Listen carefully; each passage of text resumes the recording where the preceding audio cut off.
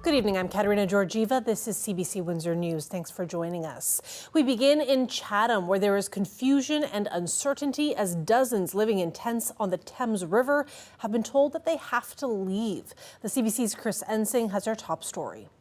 About 40 people in this tent town behind me in Chatham have days to leave the park.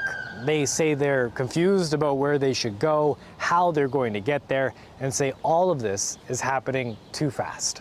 Stress is when you're trapped having to do stuff that you shouldn't have to do in the first place, right? Some people have been living here for a year, saying that they've been evicted from apartments because they've either lost their job and can't pay the rent or lost a subsidy that was helping them make it to the next month. They say that they've survived through winters by using portable heaters. There's been fires, there's been complaints from neighbors, but it's construction work that is actually forcing them to leave.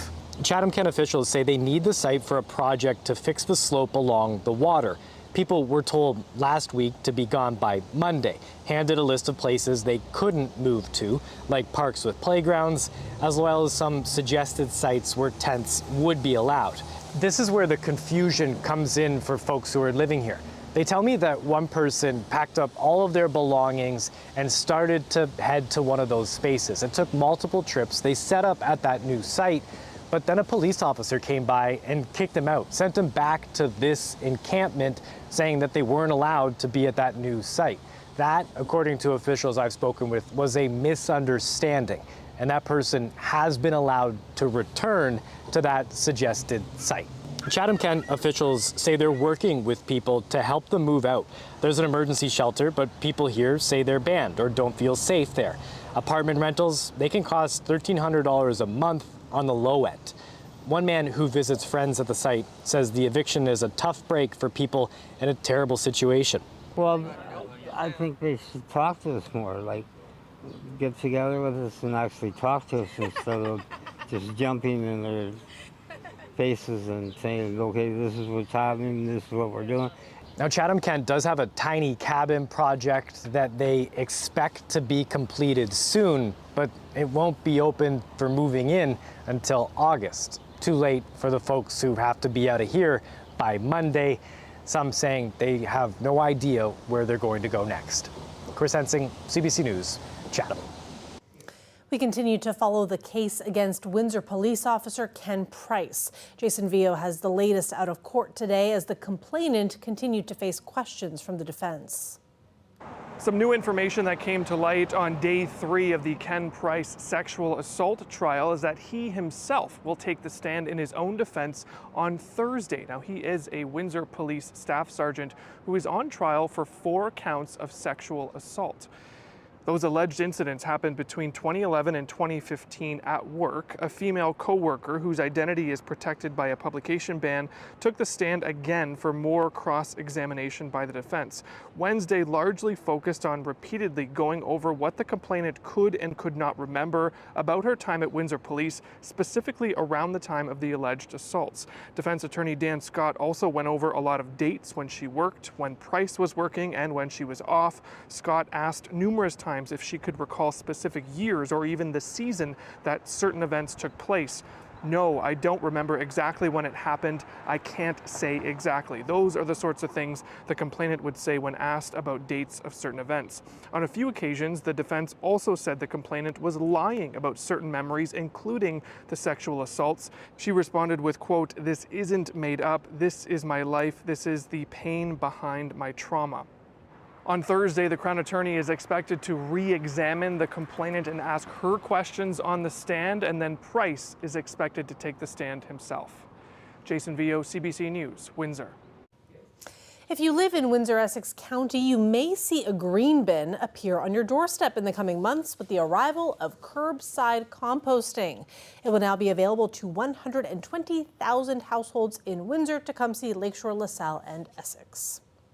So when you live in the city of Windsor, it's going to go to our transfer station, located at the public drop-off at 3560 North Service Road. From there, daily, it's going to make its way down the highway to Seacliff Energy, which is located in Leamington. They have an anaerobic digester where your food waste and organics are going to be turned into digestate, which is basically a fertilizer that's going to be used on farmers' fields. Also, we will be able to, from that, at the anaerobic digester, they're going to use it and make it into renewable energy that's going to be sent to a local greenhouse. Every ton of organic that we remove from the landfill, great for obviously the environment, but it's also a good thing in terms of we can use it as renewable and composting. And so there's an opportunity for us here to also extend the life of our landfill. The kits consist of a 120-liter bin, a 7-liter kitchen catcher, compostable bags for the kitchen unit, and a how-to user guide. Now, the bins are meant for food scraps and some food-soiled paper products. Plants, as well as animal and human hair, are also acceptable. Collection begins the week of October 21st. Apartment complexes and businesses are not part of the program, but those who will be getting kits will receive them over the next 3 months. We bring in Colette Kennedy now with our first look at weather. Colette, a stormy one today, but it really has recovered. Yeah, it has recovered, and yet we're just kind of into a bit of a reprieve or a break with more activity potentially to come. So we are in a severe thunderstorm watch due to some of these cells that are rolling through Michigan and kind of tracking towards us. So be aware with some of these downpours, you know, at a rate of 30, 40, even 50 millimeters per hour, some winds gusting perhaps to even 90 kilometers an hour. So some damaging winds in there and even small hail. So that's what we have to look forward to this evening. I'll go into way more detail on that coming up. Tomorrow we will be clearing out though, and we'll have a decent afternoon on our hands. Okay, talk soon. Thanks, Colette. Health officials in southwestern Ontario are racing to stop the spread of Legionnaire's disease. So far, 1 person is dead. Dozens more are sick with a respiratory illness. But as Jennifer LaGrassa explains, it's still unclear what's causing the outbreak. London, Ontario is now grappling with a deadly outbreak of Legionnaire's disease. Officials confirm 1 person has now died. We are seeing cases in excess more than we would typically expect. We typically expect 1 to 2 a month. In the past week, we've identified over 35 cases. The outbreak of the respiratory illness is in the city's southeast, the same area where there was another deadly outbreak last summer. But health officials still don't know how people are getting infected. Legionnaire's disease is caused by bacteria that can grow in warm, still water, often in cooling towers, which remove heat from large buildings. When contaminated water vaporizes and people breathe it in, they can get sick. For most, it's a mild illness. We are talking about the people who have developed a pneumonia and become quite ill, so they have a fever, cough, and have developed shortness of breath. Symptoms start within 2 to 14 days of infection, but it's not contagious, and if caught early, it is treatable. Antibiotics used for severe pneumonias in hospital would cover this pathogen. Those at higher risk of serious illness include people who are older than 40 years old, smoke, have a chronic illness, or a weak immune system. They've been long-term smokers, they've got damage to their lungs already, and on top of that, now they've got Legionnaire's disease that makes their oxygen levels drop fairly quickly. Since 2018, Canada has had about 500 to 700 cases each year, though health experts say the illness is likely underreported. You need to address it quick. One expert in the water treatment industry says there's calls to better enforce cooling tower inspections. Doing tests more often, that's what it brings you, to be more proactive. The public health unit in London, Ontario is sending people out to cooling towers of buildings where many of the cases are located, but caution the investigation could take some time. Jennifer LaGrassa, CBC News, Toronto. Here in Windsor, Essex, we have only seen 4 cases so far this year. That's according to the medical officer of health for our area. He says the cases are sporadic, but it's not a sustained outbreak. He does, however, suggest some ways to protect yourself from the bacteria. If people have a cooling system, they might want to do service on that. If they They have a decorative water fountain. They should make sure that it's not affected. Hot tubs and other areas that there are pool of water. That might be a source risk. People, particularly those who have underlying diseases, kidney diseases, diabetes mellitus, immunity infection, or older adult, older than 65, are more susceptible to this disease, and the disease itself, which shows itself in the form of severe pneumonia. If they observe those symptoms, they should go to their healthcare provider. Nominations are now open for a council seat in the town of LaSalle. Councillors voted Tuesday to proceed with a by-election to replace Councillor Sue Desjardins, who died in April. People interested in running must submit their nomination forms by 2 p.m. on September 5th. Voting will take place between October 10th and October 20th. Desjardins was elected to LaSalle Town Council in 2006 and served for nearly 20 years. She had been on medical leave prior to her death, but Mayor Crystal Meloche has described her passing as a shock. Ontario's next municipal elections will be held in October of 2026. International student enrollment is down significantly in Canada, and newly released data shows the domino effect that's having on Ontario colleges. The drop has prompted one of the largest layoffs in the province's history. CBC's Deanna Sumanak-Johnson has the details on the extent of the cuts. Layoffs at Ontario colleges are a crisis, with 10,000 people having lost or about to lose their jobs. But it's a crisis not a lot of Canadians know a whole lot about. That is according to the union representing many of those college workers. Now, the direct cause of these layoffs is the cap on international students, which caused massive budgetary shortfalls for colleges. But the union lays the blame squarely at the government of Doug Ford and its underfunding of institutions. This government will tell you that they're making, quote, historic investments and move a little money here or there just to look good. All the while, our funding for our colleges is at the lowest rate in Canada. It's 56% of the national average. And they just announced that they're cutting another $1.4 billion from the system over the next few years.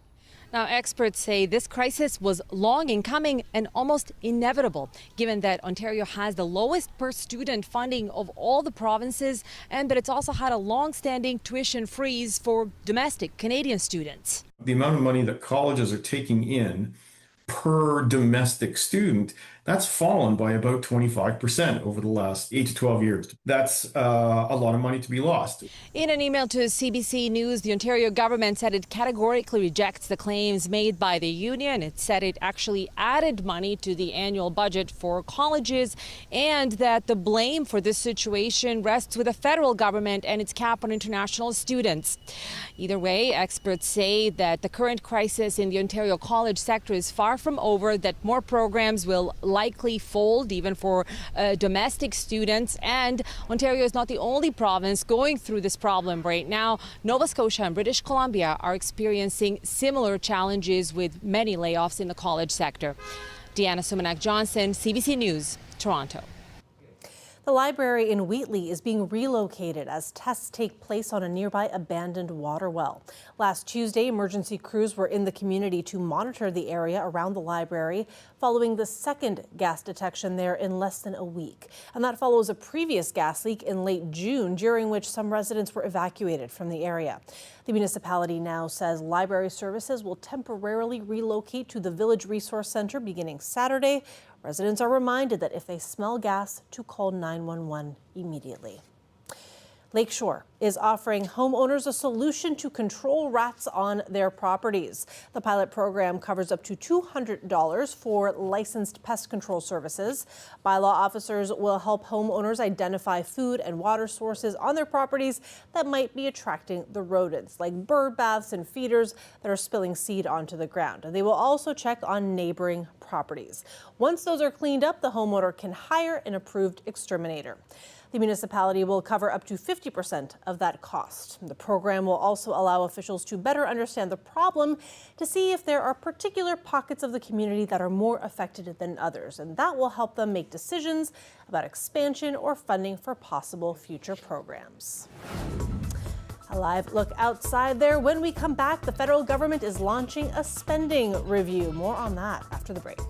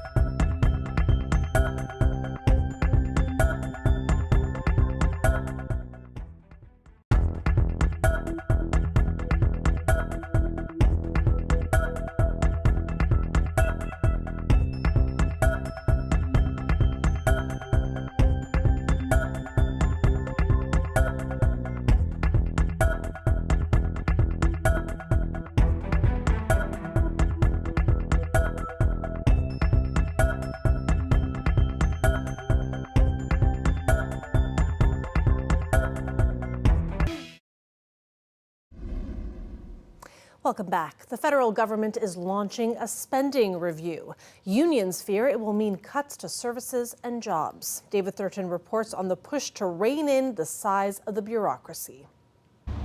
The nation's largest employer is tightening its belt and cutting red tape. This is a broad and deep review, the likes of which we haven't seen in a very long time. It's going to be disruptive. This is a big challenge for the public service to go and find out what's working and what's not. Rearm. Mark Carney campaigned on a leaner federal government. Our plan gets government spending under control because the government has been spending too much and Canada has been investing too little. 2 months later, Carney is enacting a cross-departmental 60-day review of all regulations and reviewing day-to-day government spending, with an eye to cutting as much as 15% of program spending before the end of this decade. Childcare, pharmacare, and dental care, the government says, are off limits. So are transfers to people and provinces, all while spending on defense increases to meet NATO targets. Still, as much as $200 billion in other spending could fall under the microscope. I'm concerned about my members and the jobs they do every day. Unions worry about the broader impact. But also, too, secondary, I'm worried about the services that will need to be cut to find those savings. Whether it's employment insurance, it's your passport, it's parental benefits that you're relying on, all of these require people to do the jobs. So the question is, where are these cost savings coming from, and how will that decision be made? Departments are already preparing for what's to come, with at least one telling staff in an email this will have impacts on programs and the workforce. The government, though, says jobs could be eliminated through retirement and attrition. David Thurton, CBC News, Ottawa. Finnish President Alexander Stubb sat down with CBC News recently. In a lengthy one-on-one interview, he talked about Russia's ongoing war in Ukraine and about his relationship with U.S. President Donald Trump. Briar Stewart brings us some of the highlights. We're in Helsinki, Finland, a country that's a world leader in building icebreakers and is partnering with Canada and the U.S. to produce more of them. Like Canada, Finland is an Arctic nation trying to bolster security in the remote yet strategically important north. And it's also one of NATO's newest members, sharing a more than 1,300-kilometer long border with Russia. Hi, Briar Stewart. Alex. Nice to meet you. We sat down with Finnish President Alexander Stubb to talk security, sovereignty, and to get his thoughts on U.S. President Donald Trump's approach to foreign policy. Stubb is a vocal advocate for Ukraine, and he's forged ties with Trump, both on and off the golf course. In diplomacy, you never want to inflate your relationship. For me, diplomacy is about two things. It's state-to-state relations. They are about, values and historical alliances and culture, et cetera, et cetera. But the other relationship that you have in diplomacy is personal. And the reality is that the United States has elected its 47th president in the form of Donald Trump, whose foreign policy is quite transactional. And then you have to deal with that. Then you have to think, okay, how do I influence? How do I have an impact? What do I do? And I had read that after President Trump met with Volodymyr Zelensky at the Vatican earlier this spring, you had said that you were more optimistic about the potential for ceasefire negotiations. Yeah. I'm wondering how you feel now. Well, it goes in waves, It's almost like one week I'm optimistic, another week I'm pessimistic. Right now, I'm quite pessimistic that we'll reach a ceasefire before the end of the summer. There doesn't seem to be a momentum. But it really does seem that, you have Russia ramping up attacks on cities, more civilians being killed, highest number of drones being launched. Yeah. They're launching a summer offensive. And Putin is not at all interested in a ceasefire, let alone a peace deal. So where does this go? Well, again, first of all, I think let's go back to basics. Russia is the aggressor. They had absolutely no reason to attack Ukraine. Number one, you cannot trust Putin. And number two, the only thing that Putin understands is the language of power. That was CBC's Briar Stewart speaking with Finnish President Alexander Stubb. You can watch the full interview on The National tonight or anytime on cbcnews.ca and on the CBC's YouTube channel. Stay with us. We will be right back after the break with Colette Kennedy.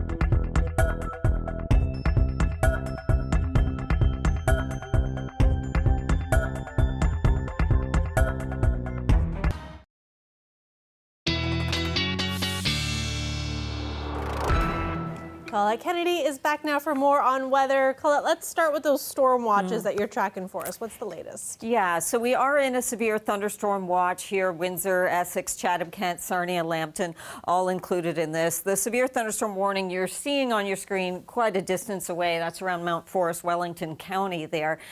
Earlier in the day, in that kind of vicinity, or at least close by, there were some tornado warnings. There was a tornado warning cell as well on the Michigan side of things, but well to the north, not crossing at the international border near Windsor. But those have all been lifted. There's just a marine warning there. So kind of looking at what's been going on, we had some storminess earlier in the day, and then as that kind of dissipated and we got some more sunshine coming in, now there's this next line of storms, but you can see on the last few frames, which are the ones that are the most recent, not quite as well organized and even diminishing a little bit. So I would say these are weakening, but I want to caution you because there's still some energy to deal with. The sun's not going to be setting till 10 minutes after 9. So as this trough moves closer along this boundary, we could still get some further development. So that's kind of what the evening has in store. Just to be cautious, make sure you're staying aware of what's going on because we are in that watch. Risk would be some very heavy downpours, so even a flash flooding potential. Windsor towards LaSalle, where we could get some heavier amounts of rain if these continue to hold together or even strengthen, and also small hail or some damaging winds. Okay, so just be aware if you're headed out and about this evening. And also our temperature right now, hey, 27 degrees, 36 is how it feels. So our humidity is going up a little bit. We're going to find over the next few days, especially as we approach the weekend, that will have the dew points going up and that humidity and humidex value increasing. So there's some of the activity into the evening, all kind of winding down as the sun sets, losing the energy there. Could be a bit of patchy fog overnight tonight. And there is a slight chance tomorrow for an isolated shower. It is really slight. I would say we're more generally going to have a pretty nice day actually on Thursday and even into most of Friday. Now Friday evening things may change, and then the next best after that chance for some really significant rain or thunderstorm activity would be actually Saturday night and approaching into Sunday. Your low tonight, 21. 29 the high tomorrow, feeling like 36, but then look what happens after that. Never mind the 2s at the beginning of your temperature. We go into the 3s, so some of that more significant heat coming our way and some of the very high humidex values as well coming back. Thanks as always, Colette, and thanks everybody for watching. Have a wonderful evening. Good night.